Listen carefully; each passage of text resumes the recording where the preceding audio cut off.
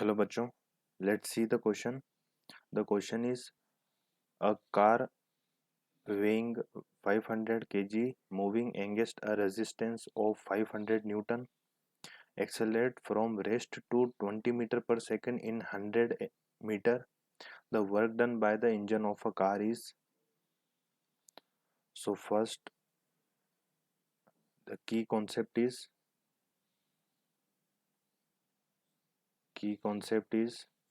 a work done.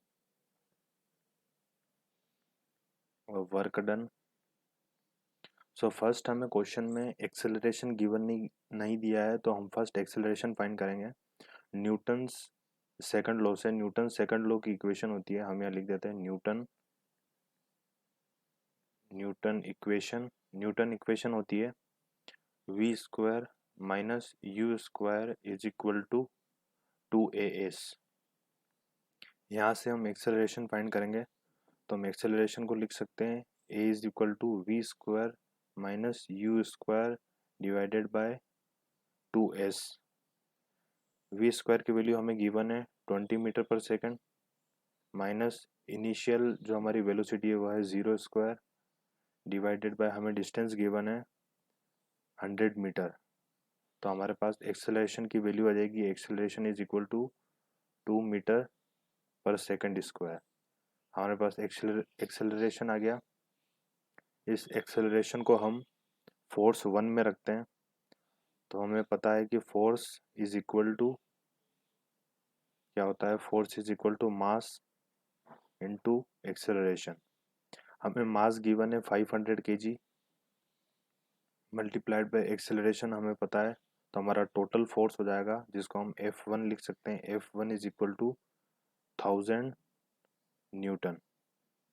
और अगर हम F2 देखते हैं जो हमारा इंजन की वजह से लगेगा, वह हमें गिवन दे रखा है 500 न्यूटन।